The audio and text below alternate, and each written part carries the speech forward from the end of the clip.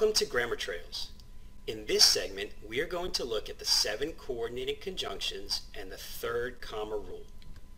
Coordinating conjunctions connect ideas of equal emphasis. So as a writer, when you use a coordinating conjunction, you are telling your reader that both ideas are equally important. There are 7 coordinating conjunctions, and the easiest way to remember them is by using the acronym Fanboys. For, and, nor, but, or, yet, so. Be sure to memorize these 7 coordinating conjunctions. Let's look at rule number 3. It states, if you have a coordinating conjunction with a complete sentence after it, but a fragment before it, you will not need to use a comma. Let's look at an example. Odysseus and his men find themselves trapped in the land of the Cyclops. There you see the coordinating conjunction and. Notice I have included the comma for the example. The question is, do we need it? Let's determine whether we have a complete sentence before the coordinating conjunction. Odysseus. Who is doing this? Odysseus. What is Odysseus doing? We don't know. This is not a complete sentence. We have a fragment before the coordinating conjunction. But what about after? His men find themselves trapped in the land of the Cyclops. Who's doing this? Men. Odysseus' men are doing it. What are they doing? Finding.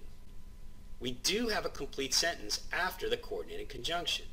But rule number 3 states if we have a fragment, a coordinating conjunction, and a sentence, then we do not need the comma. Let's take it out.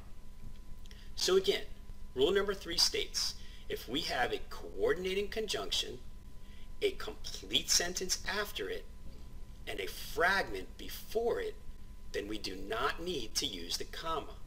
Let's look at some more examples. The sirens or their songs lead many ships to crash upon the rocks. Can you identify the coordinating conjunction in this sentence? Good. The word or is the coordinating conjunction. Do we have a complete sentence before the coordinating conjunction? The sirens. Who is doing this? Sirens. What are they doing? We don't know. The sirens is a fragment. How about after the coordinating conjunction? Their songs lead many ships to crash upon the rocks. Who is doing this? Songs. Their songs are doing it. And what are the songs doing? Leading.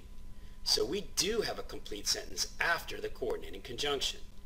But remember, rule number 3 states, if we have a fragment, a coordinating conjunction, and then a sentence, we do not need to use a comma before the coordinating conjunction. Here's another one. The goddess Athena and Odysseus' son must protect Penelope from the armed suitors. First, identify the coordinating conjunction. And. Now determine if we need to use a comma before it. The goddess Athena. Who is doing this? Athena. What is she doing? We don't know. That is a fragment. Odysseus' son must protect Penelope from the armed suitors. Who is doing this? Odysseus' son. And what is he doing? Protecting. So we do have a complete sentence after the coordinating conjunction. Here we have a fragment, a coordinating conjunction, and a sentence. Do we need a comma before and? We do not. Very good. And here's the last example. Neither the Cyclops nor the sirens can conquer Odysseus. First identify the coordinating conjunction. Good. The word nor is a coordinating conjunction. Do we need to place a comma before it? Let's see. Neither the Cyclops. Who is doing this? The Cyclops. And what is he doing? We don't know. We have a fragment before the coordinating conjunction. The sirens can conquer Odysseus. Who is doing this? The sirens. And what are they doing? Conquering. So we do have a complete sentence after the coordinating conjunction. So here we have a fragment, a coordinating conjunction, and a sentence. Do we need a comma before nor? We do not need a comma before nor. So, in recap, rule number 3 states, if we have a coordinating conjunction, a fragment before it, a complete sentence after it, then we do not need to use a comma before the coordinating conjunction.